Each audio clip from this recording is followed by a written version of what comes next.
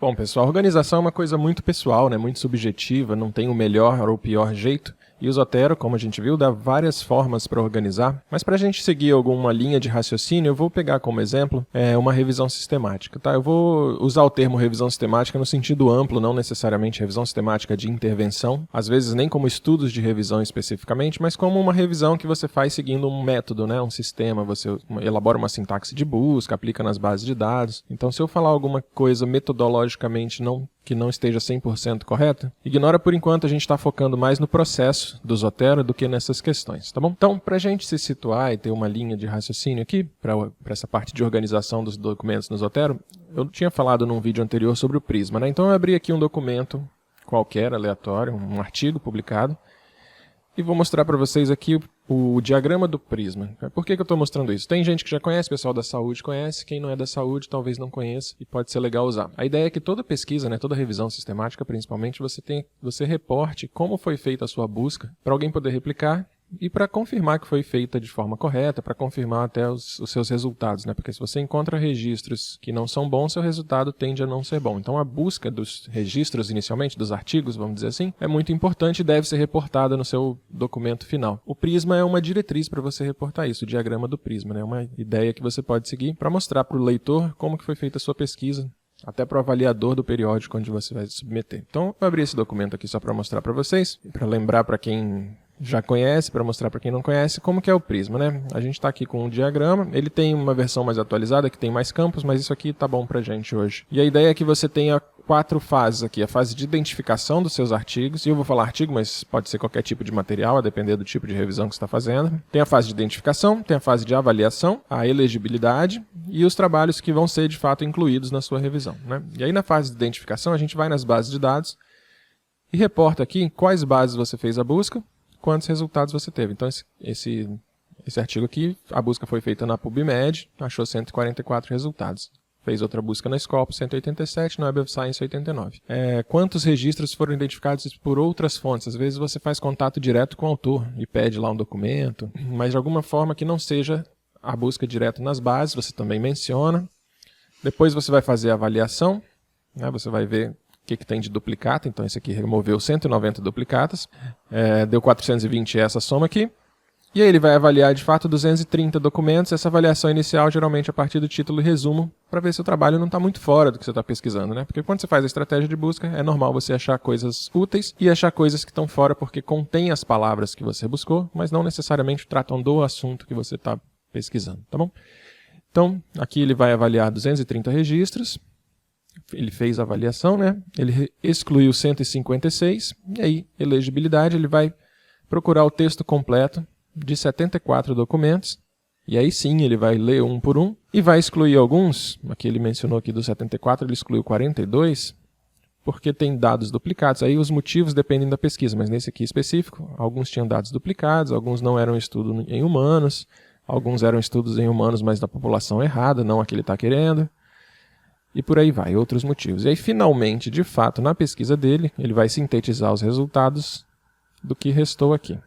Tá bom? Por que eu estou falando tudo isso? Fora isso, aliás, lá embaixo ele menciona no material suplementar a estratégia que ele aplicou em cada uma das bases de dados. Então, esse aqui é o material suplementar desse artigo, então ele está falando, na PubMed eu busquei no dia tal, e essa foi a estratégia que eu apliquei.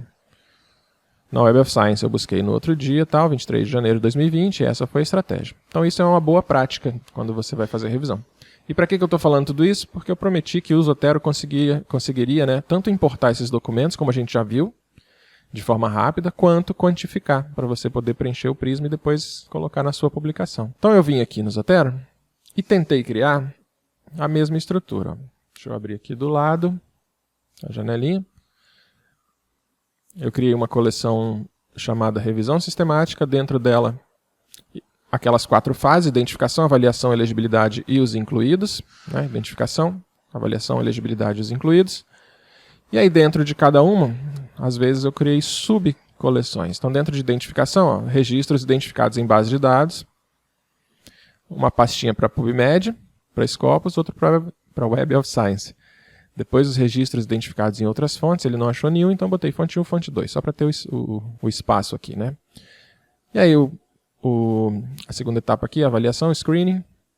Elegibilidade incluída. Então vocês entenderam a ideia, né? Tentei transferir essa estrutura para a minha estruturazinha de pastas no Zotero de coleções. Além disso, eu criei aqui, só porque eu gosto, né? Não tem nada que demande isso, mas eu acho que pode ser interessante, eu criei uma pasta chamada Manuais e Métodos, porque é um jeito fácil de consultar, né, os documentos que eu vou usar como referência para me basear. Eu nunca fiz uma revisão da Cochrane, por exemplo, tem um manual da Cochrane. Eu nunca fiz uma revisão da JBI, tem um manual da JBI, tem capítulos específicos para cada tipo de revisão. Então eu criei essa pastinha aqui. E aí, como a gente já viu em outros vídeos como trazer documentos, eu vou começar a popular essas pastas, né, essas coleções.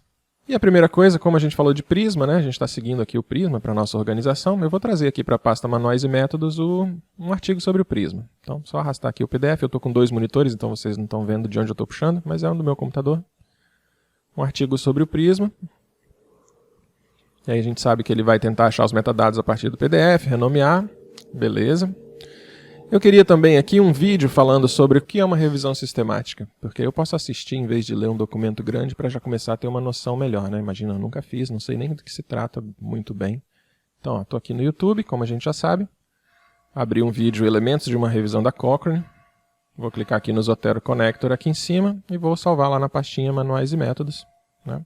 Então agora já está salvo, né? Sempre que eu quiser consultar esse vídeo de novo, basta dar 2 cliques nesse item e aí ele vai abrir o mesmo vídeo lá do YouTube. Vou continuar montando minha coleção aqui de manuais e métodos. Vou colocar aqui o manual da JBI, pelo DOI que eu tenho, né? Vou colocar o primeiro capítulo do manual da JBI, que trata sobre revisões temáticas, e vou colocar também o DOI do manual da Cochrane, né? Digamos que eu estou explorando ainda, não sei nem qual das 2 diretrizes eu pretendo seguir, que tipo de revisão exatamente eu vou fazer, qual a minha pergunta de pesquisa.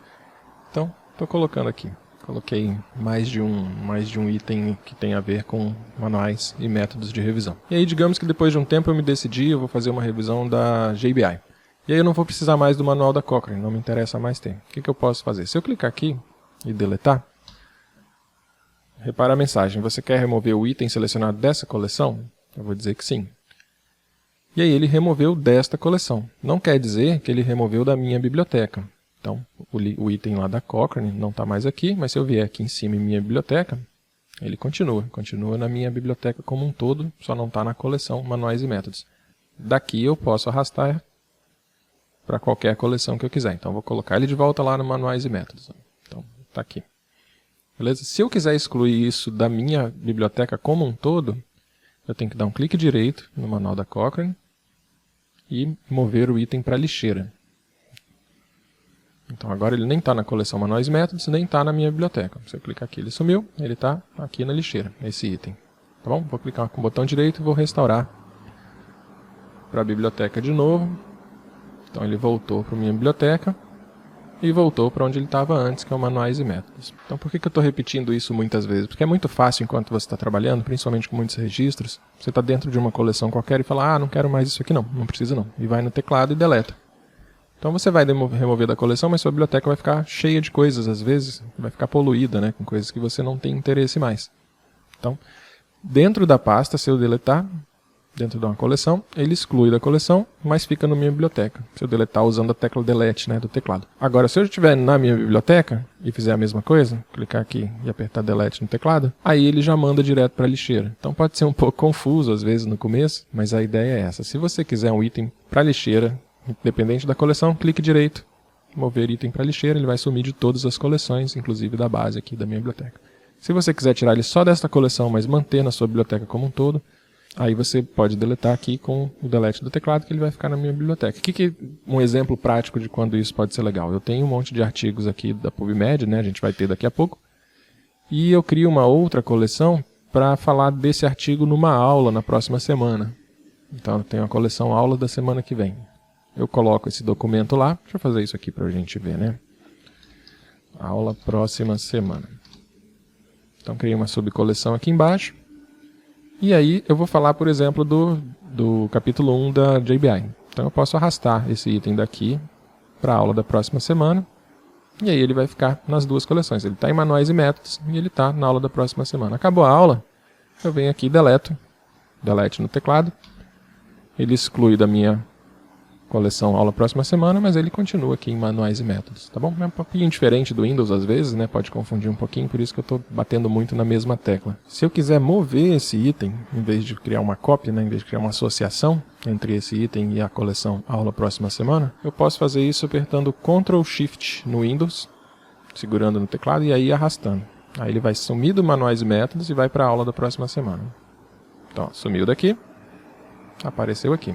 Tá bom? Se você não usa o Windows, provavelmente tem uma outra combinação de teclas, como a gente falou no começo aqui, a gente está usando o Windows. Então vou de novo Ctrl Shift, vou mover lá para a pasta original. Então ele está ali. E a aula da próxima semana eu nem quero mais essa coleção. Aliás, deixa eu mostrar mais uma coisa, né? Digamos que eu arrastei para cá. A gente tem o capítulo 1 da JBI nas duas pastas. E aí eu dei a aula e não preciso mais de nada que está aqui nessa pastinha. Era uma pastinha temporária. Eu posso dar um clique direito, remover a coleção, e aí ele vai tirar a coleção, mas esse item vai continuar onde estava antes, não vai sair da minha biblioteca nem do manuais e métodos. Se eu quiser excluir tudo que está dentro dessa pasta, tem que remover a coleção e os itens, mas aí lembrando que se eu remover o item daqui, ele também some daqui. Então é importante treinar um pouquinho essa distinção, por isso que a gente recomendou que você não comece logo a fazer com os seus documentos. Pegue um grupo de documentos de teste, faça esses experimentos, primeiro até se familiarizar, para não correr o risco de apagar alguma coisa que você não tem interesse. Tá bom? Então no meu caso aqui eu vou só excluir a coleção, deixar o item, remover, e o item está lá na pasta original do jeito que eu quero. E essa forma do Zotero se comportar, criando associações entre os itens e as pastas, né? Não criando cópias físicas, não são físicas, são digitais, mas como se fossem duplicações de arquivos no Windows, é importante depois para a gente quantificar, para a gente entender como é que considera a remoção de duplicatas, mas isso a gente vai ver no vídeo seguinte, para esse aqui não ficar muito grande.